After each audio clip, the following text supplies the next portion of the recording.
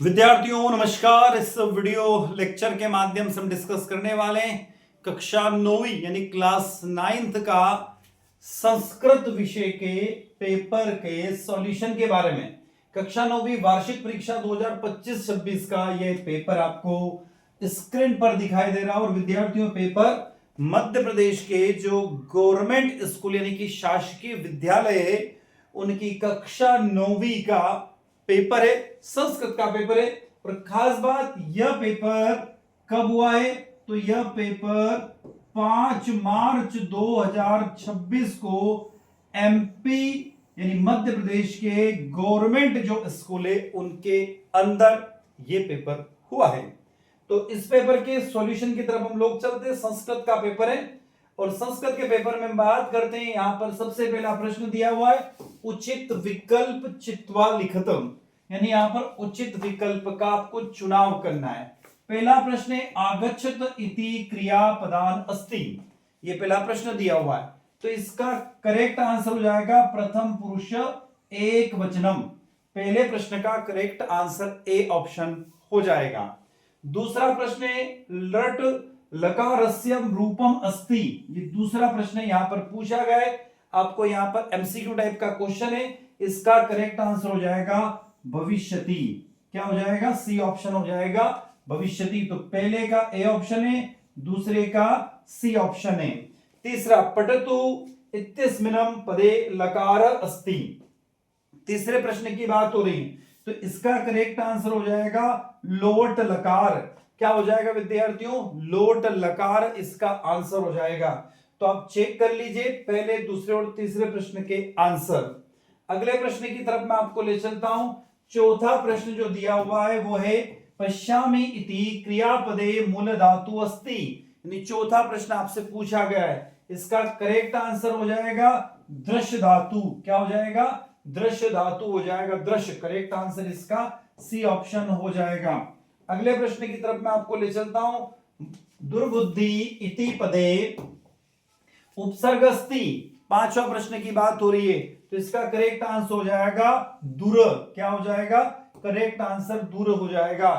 छठा प्रश्न है परि उपसर्गाणी युक्तम पदम अस्ति, छठे प्रश्न के बारे में बात कर रहे हैं। तो इसका करेक्ट आंसर हो जाएगा परिवर्तनम। तो विद्यार्थियों पहला जो प्रश्न है मल्टीपल चॉइस क्वेश्चन था, उसके जो 6 प्रश्न है उनके हमने आंसर यहां पर डिस्कस किए। अगला प्रश्न जो पूछा गया है प्रश्न क्रमांक 2 कोष्टकत्व चित्वा रिक्त स्थाने पूर्ति। अब आपको यहां पर क्या करना है? रिक्त स्थानों की पूर्ति करना है जो कोष्टक में दिया हुआ है इनमें से चुनकर। ठीक है, तो पहले प्रश्न की तरफ मैं आ जाता हूं और इसके बारे में बात करता हूं। देखो अब यहां पर देखो दो शब्द दिए हुए हैं नो प्लस अधितम। ठीक है, इसमें संधि पद भवति, इन दोनों में से कौन सा शब्द का हम इस्तेमाल करेंगे संधि के लिए, ये पूछा गया है। तो इसका हो जाएगा, इसका ध्यान रखना नावधीतम। क्या हो जाएगा? नावधीतम, पहला वाला ऑप्शन करेक्ट हो जाएगा। दूसरा प्रश्न है लता वृक्षे इते पदम समासस्य उदाहरण अस्ति, मतलब लता वृक्षे इते पदम कौन से समास का उदाहरण है? तो ये द्वंद्व समास का उदाहरण है। किसका? यहां पर हो जाएगा द्वंद्व समास का उदाहरण है। तीसरा मनोहर इते पदे संधि अस्ति, मनोहर में कौन सी संधि है? तो ध्यान रखिएगा मनोहर में विसर्ग संधि है। कौन सी संधि है? विसर्ग संधि है। अगला चिकाकिनी इते पदस्य संधि विच्छेद भवति। अब ये जो यहां पर शब्द दिया हुआ है चिकाकिनी, इसका संधि विच्छेद आपको करना है। तो च प्लस एकाकिनी हो जाएगा, च प्लस एकाकिनी हो जाएगा। ध्यान रखिएगा यहां पर च प्लस एकाकिनी ये हो जाएगा, याद रखिएगा। पांचवा अव्यभावी समासस्य उदाहरणम अस्ति। अब यहां पर अव्यभावी समास का उदाहरण पूछा गया है तो हो जाएगा अनुरूपम। क्या हो जाएगा विद्यार्थियों? ध्यान रखिएगा यहां पर आपको लिखना होगा अनुरूपम शब्द आएगा, अनुरूपम शब्द आ जाएगा। अगला दिया हुआ है विशाल वृक्ष अनोय समस्त पदे भवति। तो यहां पर क्या शब्द आएगा उसकी तरफ मैं आपको चलता हूं। तो समास समस्त पद की बात हो रही है और छठे प्रश्न है तो विशाल वृक्ष हो जाएगा। क्या हो जाएगा इसमें? हो जाएगा यहां पर विशाल विशाल वृक्ष, विशाल वृक्ष हो जाएगा। तो ये हमारे प्रश्न क्रमांक 2 के 6 प्रश्नों के उत्तर हम लोगों ने देखे। अब प्रश्न क्रमांक 3 आ रहा है, शुद्ध वाक्यानाम समक्ष आम अशुद्ध वाक्यानाम समक्ष न लिखत।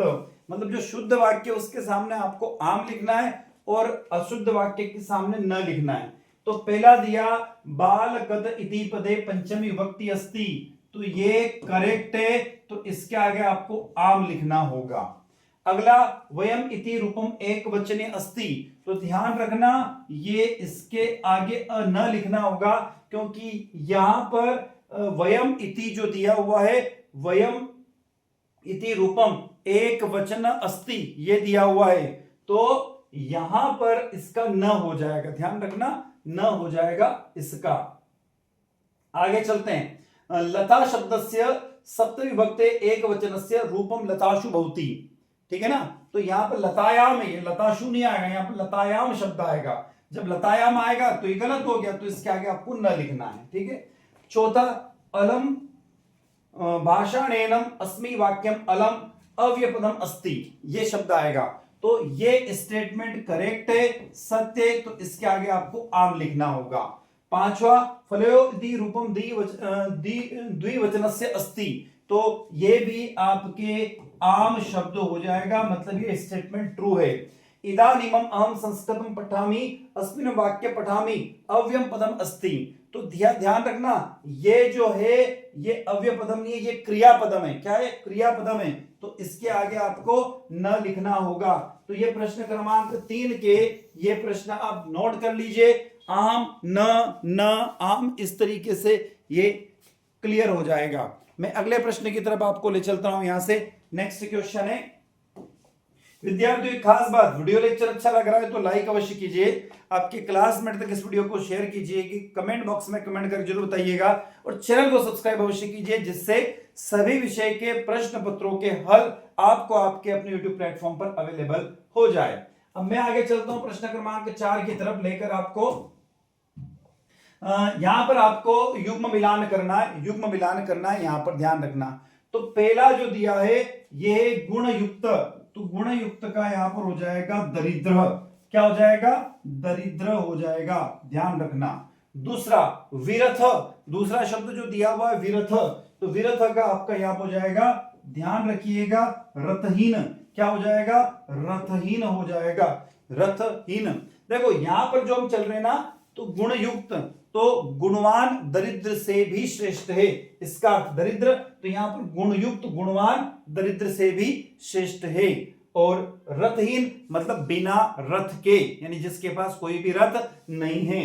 तीसरे का यहां पर हो जाएगा त्वमारणम, इसका हो जाएगा च वयस्या, तीसरा करेक्ट आंसर हो जाएगा, यहां पर च वाला ऑप्शन हो जाएगा, यानी कि ये लिखा हुआ है कि वयस्य से आ जाएगा इसके अंदर।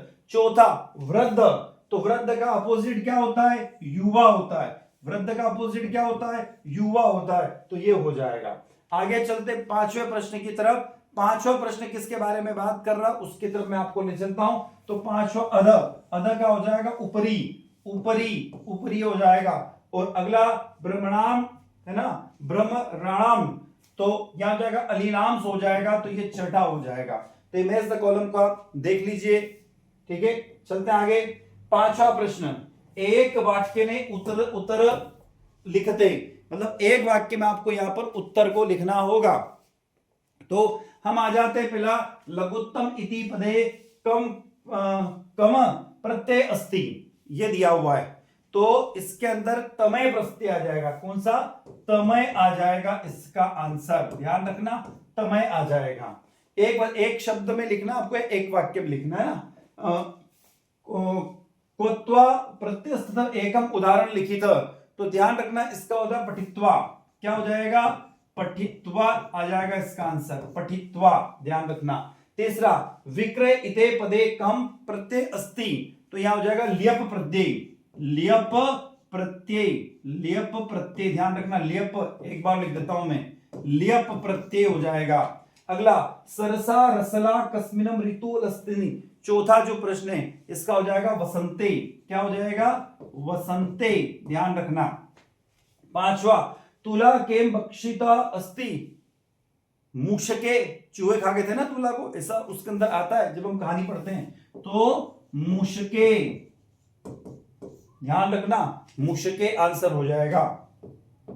आगे अजात शिशु कुत्र सुरक्षित तिष्ठते, मतलब अजात जो शिशु होता है वो कहां सुरक्षित होता है, तो मातृ गर्भ, मतलब माता के गर्भ में सुरक्षित होता है, तो यहां पर हो जाएगा मातृ गर्भे।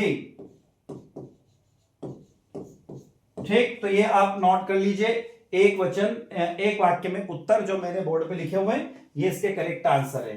अब आगे चलते हैं, प्रकृति प्रमुख तत्वानि कने अस्ति, तो प्रकृति के प्रमुख तत्व कौन कौन से, तो पृथ्वी, जलम, तेजम, वायुम, आकाश, चपक प्रकृति प्रमुख तत्व संति हो जाएगा। ठीक है, तो विद्यार्थियों इसके आगे और भी प्रश्न दिए हुए, परिष्कृत पर्यावरण अस्मिनम किम ददाति, है ना, पतगेश्वर नामन से है ना, तो इस प्रकार से जो प्रश्न दिए हुए, बालस्य मित्राणि के मतलब है ना, ऐसे जो प्रश्न दिए हुए इसके अंदर बड़े अच्छे से प्रश्न पूछे गए, मतलब ये नहीं कह सकता हूं मैं कि पूरा पेपर कठिन था, ये मैं कह सकता हूं कि पेपर मॉडरेट था, मतलब कठिन में नहीं कहा जा सकता है और नहीं सरल कहा जा सकता है। तो इसमें आपको प्रश्न दिख रहे हैं, आपने इन प्रश्नों को देखा होगा, पढ़ा होगा, समझा होगा, ठीक है, तो उसकी बेसिस पर यहां पर आपने आंसर भी निकाल दिए होंगे। ये वाला जो प्रश्न है इसका आंसर आप कमेंट बॉक्स में कमेंट करके मुझे जरूर बताइएगा, आपने बिल्कुल सही किया होगा, ठीक है ना, तो आपको यहां से क्लियर हो गया होगा। उसके अलावा पद्यांश पढ़ना था, उसके बेसिस पर आपको आंसर निकालने थे, वो भी आपने आंसर बना दिए होंगे, ठीक है ना। तो इस तरीके से ये पूरा जो पेपर देखा जाए तो पेपर मॉडरेट पेपर है, ये पेपर एमपी बोर्ड का पेपर है, कक्षा 9वीं के विद्यार्थियों का पेपर है, जो गवर्नमेंट स्कूल के अंदर संस्कृत का पेपर है। तो यहाँ पर ये आप देख रहे हैं, चाहे तो इस पेपर को यहां से आप पूरा पढ़ सकते हैं, समझ सकते हैं। तो विद्यार्थियों वीडियो लेक्चर अच्छा लगता है तो वीडियो को लाइक अवश्य कीजिएगा, आपके क्लासमेट तक वीडियो को शेयर कीजिएगा, कमेंट बॉक्स में कमेंट करके जरूर बताइएगा और चैनल को सब्सक्राइब अवश्य कीजिए, जिससे हमें एक मोटिवेशन मिलता है और उसी तरीके से हमेशा हम आपके लिए सभी पेपर के सॉल्यूशन लेकर आते रहें। तो मैं डॉक्टर दीपेंद्र कुमार शर्मा इसी के साथ आपसे विदा लेता हूं, नए वीडियो के साथ में, नए लेक्चर के साथ में पुनः आपसे मुलाकात होगी, तब तक जय हिंद जय भारत।